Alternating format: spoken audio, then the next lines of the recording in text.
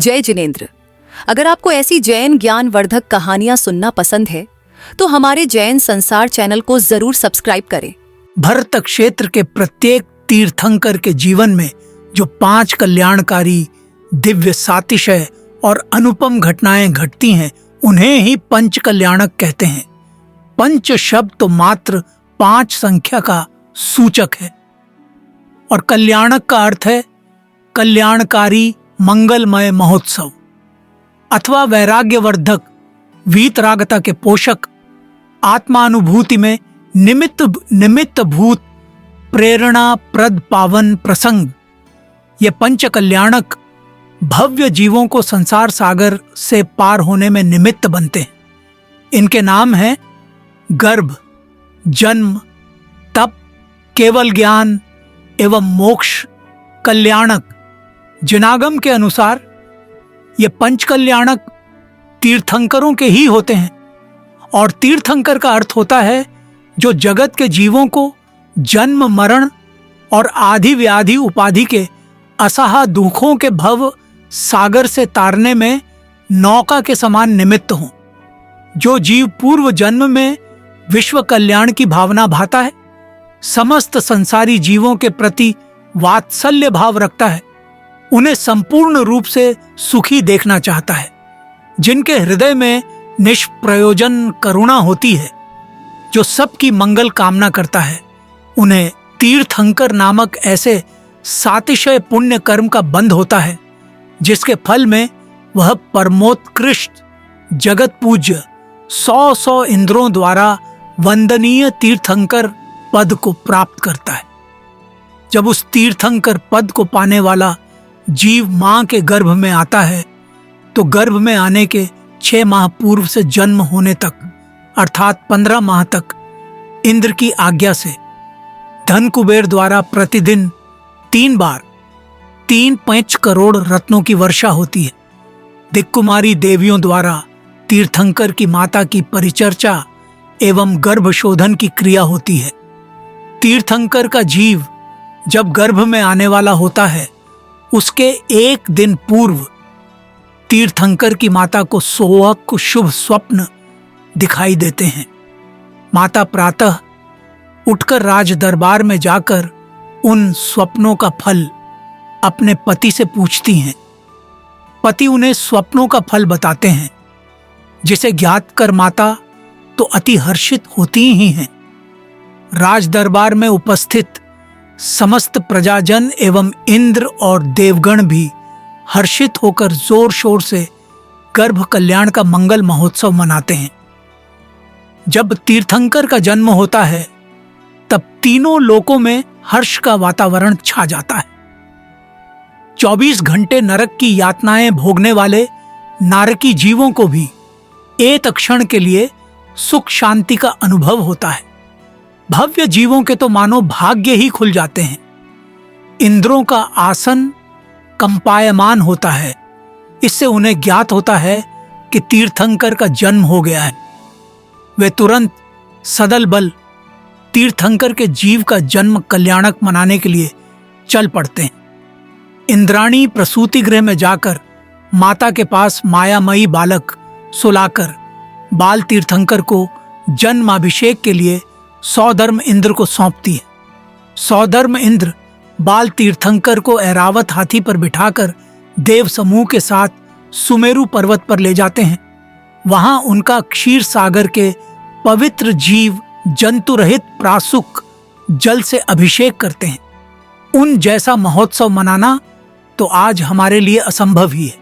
फिर अपनी शक्ति और भक्ति के अनुसार हम भी इन पंच कल्याणक उत्सवों में साधर्मी जनों में से ही इंद्रों की प्रतिष्ठा करके जन्म कल्याणक को सर्वाधिक उत्साह से मनाते हैं।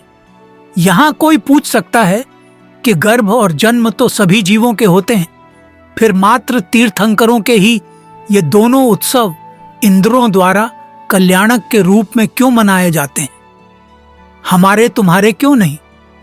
समाधान ये है कि यद्यपि गर्भ में आना और जन्म लेना कोई नई बात नहीं है, बड़ी बात भी नहीं है, बल्कि ये दुखद ही होते हैं, किंतु जिस गर्भ के बाद पुनः किसी माँ के गर्भ में न जाना पड़े, जिस जन्म के बाद किसी के उदर से पुनः जन्म न लेना पड़े, जिस गर्भ एवं जन्म में जन्म मरण का अभाव होकर मुक्ति की प्राप्त हो, वह गर्भ और जन्म कल्याण स्वरूप होने से कल्याणक के रूप में मनाए जाते हैं। तीर्थंकर का जीव अब पुनः गर्भ में नहीं आएगा, पुनः जन्म भी नहीं लेगा, अतः उसका ही गर्भ जन्म कल्याण के रूप में मनाया जाता रहा है, मनाया जाता रहेगा।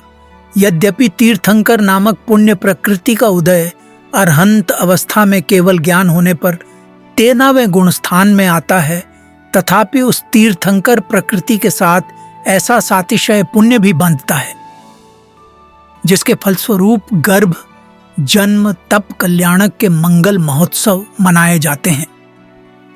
तीर्थंकर प्रकृति के फल में उनकी वाणी में ऐसी सातिशय सामर्थ्य प्रकट होती है कि उनकी निरक्षरी वाणी दिव्य ध्वनि को श्रोता अपनी अपनी भाषा में समझ लेते हैं।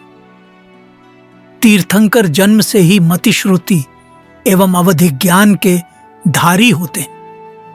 वे क्षायिक सम्यक दृष्टि भी जन्म से ही होते हैं, अतः संसार शरीर और भोगों की क्षण भंगुरता और असारता से भी भली भांति परिचित होते ही हैं। फिर भी अनेक तीर्थंकर तो बहुत लंबे समय तक घर गृहस्थी में रहकर राजकाज करते रहे। इसी वर्तमान 24 के आद्य तीर्थंकर भगवान ऋषभ देव को ही देखो ना। उनकी 84 लाख पूर्व की कुल आयु थी, जिसमें 83 लाख पूर्व तक तो राज्य ही करते रहे। न केवल राज्य करते रहे, बल्कि राज्य और परिवार के बीच रहकर लौकिक सुख भी भोगते रहे। नीलांजना का नृत्य देखते देखते हुई उसकी मृत्यु ही तो उनके वैराग्य का निमित्त बनी थी ना। शांतिनाथ, कुंतुनाथ और अरनाथ तो चक्रवर्ती पद के धारक भी थे, जिनके 6 खंड की विभूति और 26,000 रानियां थीं। यद्यपि नीलांजना की मौत और जनता का स्वार्थीपना तो उनके वैराग्य का मात्र बाह्य निमित्त कारण था, जो वस्तुतः अकिंचित कर होता है। जब तक उपादान कारण में दीक्षा लेने की तत्समय की योग्यता न आई हो, तब तक दीक्षा नहीं हो सकती थी। प्रत्येक कार्य अपने 5 समवाय पूर्वक ही तो होता है, जिसमें पुरुषार्थ, होनहार एवं काल लब्धि प्रमुख हैं। इनके सुमेल के बिना भी कोई कार्य निष्पन्न नहीं होता। तीर्थंकर जब भी दीक्षा लेते हैं, स्वयं ही दीक्षित होते हैं। वे किसी से दीक्षा लेते भी नहीं हैं और किसी को दीक्षा देते भी नहीं हैं। वे दीक्षा लेते ही मुनि अवस्था में मौन से ही रहते हैं। उनका अधिकांश समय आत्मा में स्थिर होने हेतु अंतर्मुखी पुरुषार्थ में ही व्यतीत होता है। केवल ज्ञान प्राप्त होने के पश्चात AUM के रूप में उनकी निरक्षरी या एकाक्षरी दिव्य ध्वनि सर्वांग से खिरती है। वे किसी एक व्यक्ति के लक्ष्य से एक भाषा विशेष में उपदेश नहीं देते, किसी के प्रश्नों का उत्तर नहीं देते। उनकी इस दिव्य ध्वनि का ऐसा अतिशय होता है कि श्रोताओं के मन में जो भी प्रश्न उठते हैं, जो भी जिज्ञासा होती है, उसका सहज समाधान स्वतः ही हो जाता है। उनकी दिव्य ध्वनि में तो द्वादशांग के रूप में वस्तु स्वरूप का प्रतिपादन ही होता है। 4 अनुयोगों की शैली में जो जिनवाणी आचार्यों द्वारा करुणा बुद्धि से सरल प्रश्नोत्तरी की शैली में लिपिबद्ध हुई, उसी दिव्य ध्वनि का सार शास्त्र के रूप में हमें उपलब्ध है। तीर्थंकर भगवान की इस धर्म सभा को ही समवसरण कहते हैं। इस धर्म सभा की रचना इंद्र द्वारा की जाती है। धर्म सभा में श्रोता मनुष्य देव तो होते ही हैं, पंचेंद्रिय संजी पशु भी होते हैं। सभी वैर विरोध भूलकर धर्मामृत का पान करते हैं। यह चल धर्मसभा तीर्थंकर अरहंत की आयु पर्यंत चलती रहती है। अंत में जब तीर्थंकरों का निर्वाण होता है, तब उनका निर्वाण कल्याण महोत्सव मनाया जाता है और वे सिद्ध पद प्राप्त कर अनंत काल तक अनंत सुख में मग्न रहते हैं। साक्षात तीर्थंकर भगवान के अभाव में उनके पावन उपदेशों एवं आदर्शों का अनुकरण करने हेतु एवं उनकी मंगलमय उक्त घटनाओं के निमित्त से अपने जीवन को मंगलमय बनाने हेतु जो नवनिर्मित तदाकार जिन बिंबों की विधि विधान पूर्वक प्रतिष्ठा होती है, उनमें पूज्यता स्थापित करने के लिए ये पंच कल्याणक प्रतिष्ठा महोत्सव किए जाते हैं। ये उन्हीं असली पंच कल्याणकों की सत्यापित प्रमाणित आदर्श प्रस्तुति है। मंच पर जो पांचों कल्याणकों का आगम के अनुरूप आकर्षक शिक्षाप्रद एवं प्रेरणाप्रद प्रदर्शन होता है, वह तो मात्र उपस्थित जनता की सामान्य जानकारी हेतु ही होता है। साथ ही प्रतिष्ठाचार्यों द्वारा मंच के पीछे वेदी में विराजमान जिन बिंबों की विधि विधान पूर्वक मंत्रों द्वारा स्थापना निक्षेप से प्रतिष्ठा विधि संपन्न होती है, जिससे उनमें पूज्यता आती है। आगम में इसका स्पष्ट उल्लेख है। जिन प्रतिमा जिन सारखी कही जिनागम मानही। इस प्रकार पंच कल्याणक महोत्सवों के माध्यम से प्रतिष्ठित प्रतिमाएं साक्षात समसरण में विराजमान जिनेंद्र के समान ही भव्य जीवों को सम्यक दर्शन में निमित्त होती हैं। यहाँ ध्यातव्य यह है कि साक्षात समसरण में भी तो हमें इन चर्म चक्षुओं से तीर्थंकर भगवान का परम औदारिक शरीर ही दिखाई देता है। उनके आत्मा के दर्शन तो हमें वहां भी नहीं होते। अतः हमारे लिए तो हमारा जिन मंदिर ही तीर्थंकर भगवान का समसरण है, जिन प्रतिमा ही जिनेंद्र हैं और शास्त्र ही उनकी साक्षात दिव्य ध्वनि का सार है।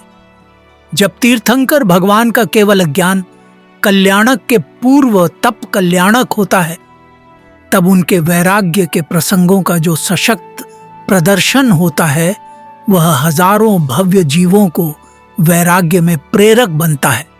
अनेक व्यक्ति ब्रह्मचर्य व्रत धारण करते हैं। अनेक मन ही मन विषय कषायों से विरक्त होते हैं। पाप प्रवृत्तियों को त्यागने की भावना भाते हुए सन्मार्ग में लगते हैं। दिल खोलकर चारों प्रकार का दान देते हैं। घर घर में जनवाणी पहुंचाने का कार्य दानदाताओं द्वारा किया जाता है। महीनों पहले से धार्मिक वातावरण बन जाता है। नवनिर्मित जिन मंदिर हजारों वर्षों तक भव्य आत्माओं के मोक्ष मार्ग के निमित्त बनते हैं।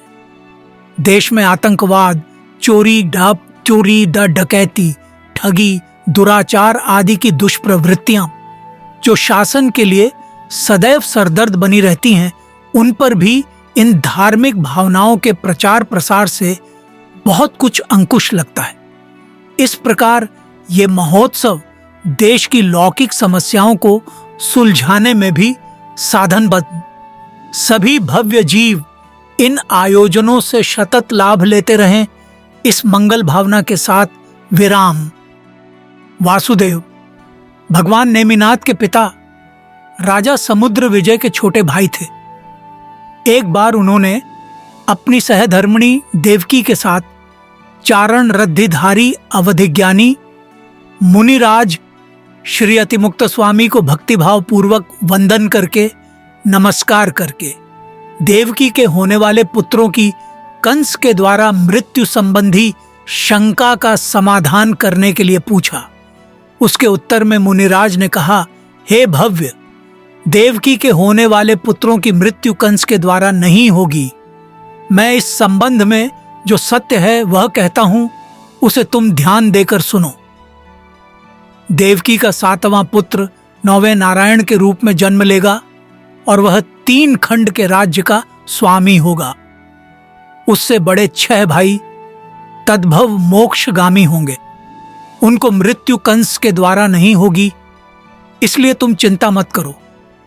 7 पुत्र तो देवकी के होंगे और 1 पुत्र रोहिणी के होगा, जो कि बलभद्र होगा। मैं इन सब के पूर्व भव तुम्हें कहता हूं, वह तुम सुनो।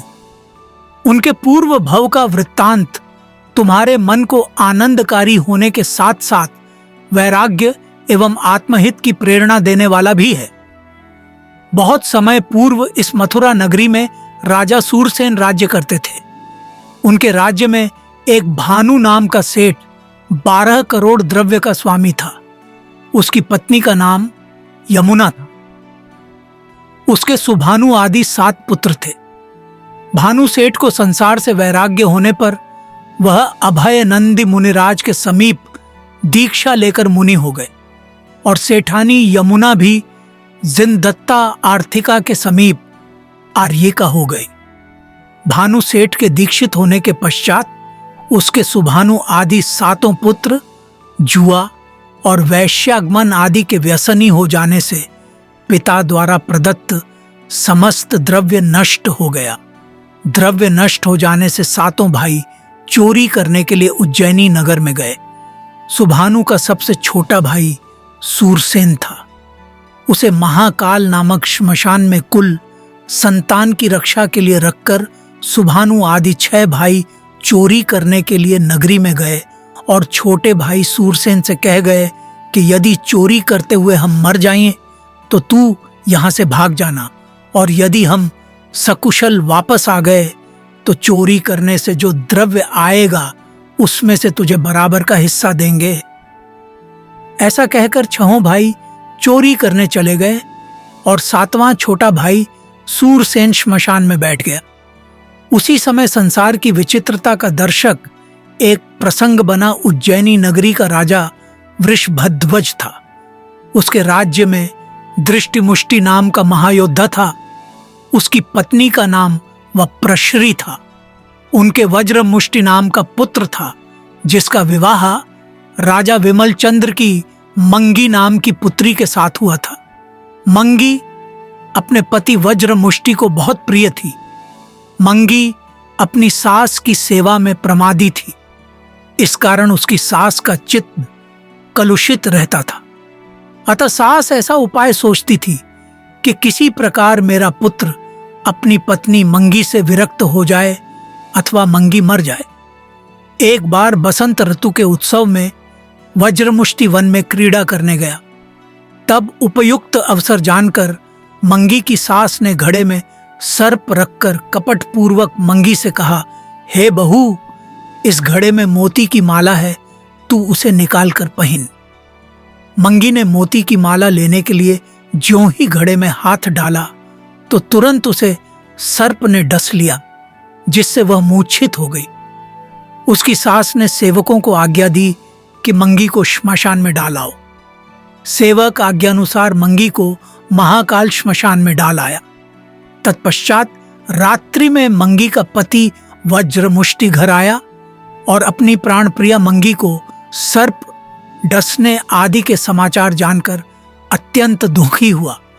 वह तुरंत एक हाथ में नंगी तलवार और एक हाथ में दीपक लेकर महाकाल श्मशान में मंगी को खोजने चल पड़ा। महाकाल श्मशान में उस रात्रि वरधर्म नाम के मुनिराज प्रतिमा योग धारण करके विराजमान थे। उन्हें देखकर वज्रमुष्टि अत्यंत प्रसन्न हुआ। उसने मुनिराज की 3 प्रदक्षिणा की तथा नमस्कार करके कहने लगा, हे पूज्यपाद, यदि मेरी प्रिया मुझे मिल जाए तो मैं सहस्रदल कमल पुष्प से आपकी पूजा करूंगा। अरे रे, जगत के अज्ञानी जनों के अज्ञान को धिक्कार है। वे मुक्ति प्रदाता वीतरागी संत से भी विषय कषायों की प्राप्ति की ही अपेक्षा रखते हैं। वज्रमुष्टि को खोजते खोजते अपनी पत्नी मिल गई, अतः वह उसे मूर्छित अवस्था में उठाकर मुनिराज के चरणों के समीप ले गया। मुनिराज रद्दिधारक थे, उनके प्रभाव से मंगी निर्विष हो गई।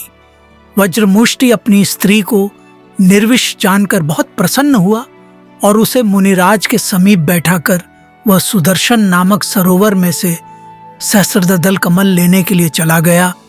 साथ ही मंगी से कह गया कि जहां तक मैं नहीं आऊं वहां तक तुम मुनिराज के समीप ही बैठना। मंगी मुनिराज के समीप बैठी है और उसका पति सहस्रदस कमल लेने के लिए सरोवर की तरफ गया है।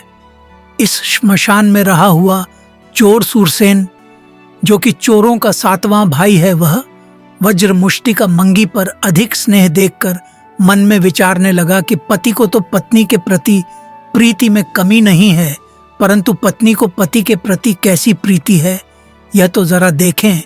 ऐसा विचार कर उसकी परीक्षा लेने के लिए उसने अपना रूप उस स्त्री को बताया। महारूपवान सूरसेन चोर मीठे वचनों से उसके साथ बातचीत करने लगा। मंगी सूरसेन चोर का रूप देखकर और मीठे वचन सुनकर कामाग्नि से विह्वल होकर कहने लगी, हे देव, कृपा करके मुझे अंगीकार करो। तब सूरसेन चोर ने कहा, हे भद्रे, तेरा पति महाबलवान योद्धा है, इस कारण मैं उससे डरता हूं। तब वह स्त्री बोली कि हे नाथ, तुम भय मत करो, मैं अपने पति को तलवार से मार दूंगी। मंगी की ऐसी निष्ठुरता युक्त बात सुनकर सूरसेन ने कहा, यदि तुम अपने पति को मार दोगी तो मैं तुम्हें अंगीकार करूंगा। ऐसा कहकर वह चोर उस स्त्री का कार्य देखने के लिए छिपकर बैठ गए। मंगी का पति वज्रमुष्टि सरोवर में से कमल लाकर मुनिराज को चढ़ाकर नमस्कार कर रहा था। तभी मंगी पीछे से अपने पति को तलवार से मारने जा रही थी। उस समय तुरंत ही चोर सूरसेन ने उस स्त्री का हाथ पकड़कर वज्रमुष्टि को बचा लिया और स्वयं छिप गया। इस प्रसंग को देखकर सूरसेन का चित्त संसार से विरक्त हो गया। मंगी अपना दोष छिपाने के लिए मूर्छा खाकर गिर पड़ी। यह देखकर वज्रमुष्टि ने कहा, हे प्रिय, तू डर कैसे गई? यहां भय का कोई कारण नहीं है। ऐसा कहकर धैर्य बंधाकर मुनिराज को वंदन करके पत्नी को साथ लेकर वह अपने घर चला गया।